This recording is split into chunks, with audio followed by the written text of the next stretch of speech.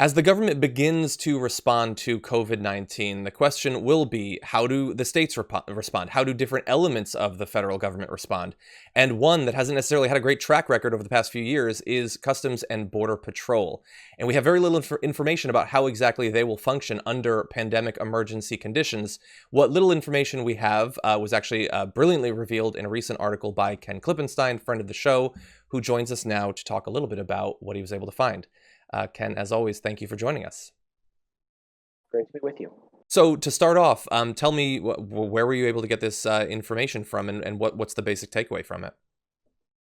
Well, I have a number of sources within the Department of Homeland Security, and when I saw this coronavirus come about, I thought, oh, well, they probably have a policy for that. So I spoke to some of my sources, and they were able to find the most recent one, which actually goes back quite a bit. It was produced under the Bush administration after a number of executive orders he issued, many about the war on terror, but then some also about what to do in the event of a pandemic. And that actually gives the executive branch quite a lot of power, which I think the document illustrates nicely. And so from what I read from reading your article, like we're talking about how far CBP might go, and at least hypothetically, it looks like they can go quite far. I mean, there was one thing I wanted to read. Let's see.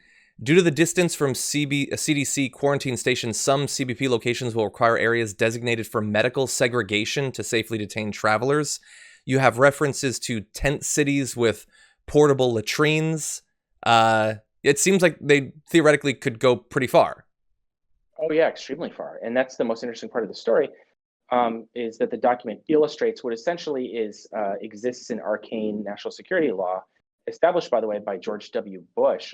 That's the administration under which this document was produced. It remains in effect and is the most recent one that we have now. But after 9/11, George W. Bush issued executive orders granting the executive branch all these powers in the case, of course, as we know, in cases of terror, terrorist attacks, things like that, but also in the case of pandemics. And that didn't get very much attention because until now, with the exception of perhaps this, swine flu and a few things like that, that fortunately were sort of headed off before they got to the point of catastrophe.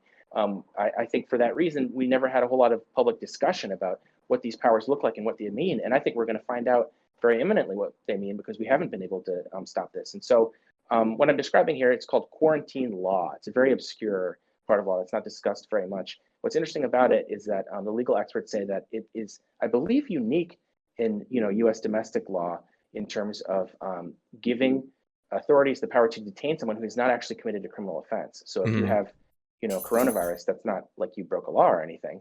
However, they can still detain you. And what's interesting with this document is it's not clear how long they can detain you for.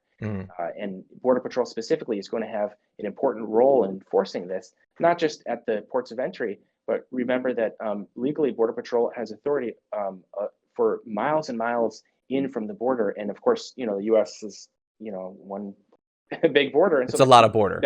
Yeah, and there's a lot of big cities within vicinity of oceans and those borders. So at least in principle, they have the authority to detain people suspected of these illnesses. Because bear in mind, they don't have the expertise to actually diagnose these things.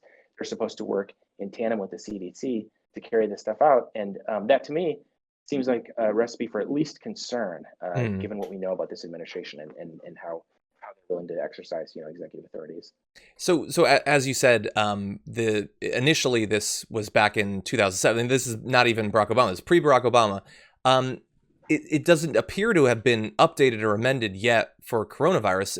Do we have any reason to believe that it is internally being updated, or that at some point we might have clarification on how the current situation might be impacting how they'll go forward in this? Well, yeah, I was amazed that they hadn't updated it since the avian flu. It still contains, a number of references to that. And when I asked my sources why that is, what they're describing now is just a state of chaos. And so it sounds as though they react to problems as they come about. There's very little in the way of sort of proactive planning. So that's why the document looks like what it does. And unfortunately, that I think is going to characterize the response. And I think that is why we haven't seen yet the exercising of some of these authorities, because it's sort of like, a chicken running around with its head cut off. It's just sort of Trump is saying, oh, the coronavirus is a hoax. Oh, now we have to do this. We got to do that. It just seems very incoherent. So we may be waiting a while yet until we see exactly what the full extent of the response is. Yeah, and so you obviously, like, you've been covering CBP for some time. Many of our conversations are about other ICE or CBP. So if we now have reason to believe that their authority is quite broad and vaguely defined at best, based on your experience, I sort of know what the answer to this is going to be. But how much faith do you have for them to wield vague but expansive powers in a time where people are freaking out?